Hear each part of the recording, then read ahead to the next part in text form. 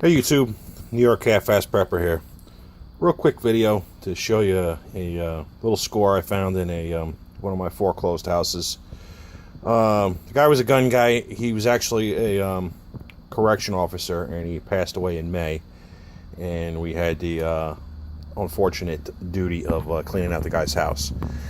And I found this stuff in the house, so I figured I would put it to good use. This is a very old school holster. It's made by DeSantis, and it is the FBI style. And years ago, when the FBI carried revolvers, they carried this style. This is called the FBI Can't. They did some kind of study, and they found this is the ideal way to carry a revolver. And then this little pouch here is your reload. And if you notice, the reloads are grouped into groups of 2 rounds. And that's how you reloaded a revolver. You grab 2 at a time and you put them into the cylinder.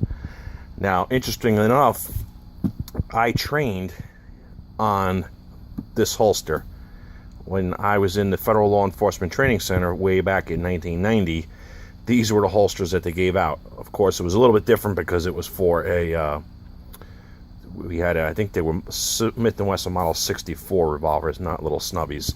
This is my my Charter Arms undercover that I just stuck in here for show. And this was a cheap auction find gun that I found. But this guy had probably a Smith & Wesson 5-shot. The gun has been turned over to the police department according to New York state law for disposal by his family and whatnot.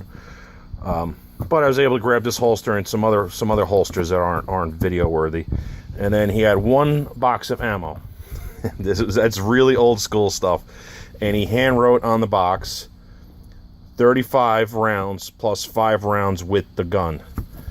And this is how I put the 6 rounds in here. But he had 35 rounds in the box, and he had 5 in the gun. He probably had a blued Smith & Wesson 5-shot, which I think was what they allowed on New York State corrections back in the day. And the guy, he made it to lieutenant, so he had a pretty good career. He made it to 74 years old. But just showing you this old school stuff that we found. And the ones that we had, this is made by DeSantis. I'm not sure the maker of the FBI ones, but they were set up for a 4-inch revolver instead of this old 2-inch snubby, and they were brown leather. But basically, it's the same thing as this. Occasionally, you see them on eBay and stuff. I don't have. This is the only one I have in this configuration. But back in 1990, it was still very much the day of the revolver.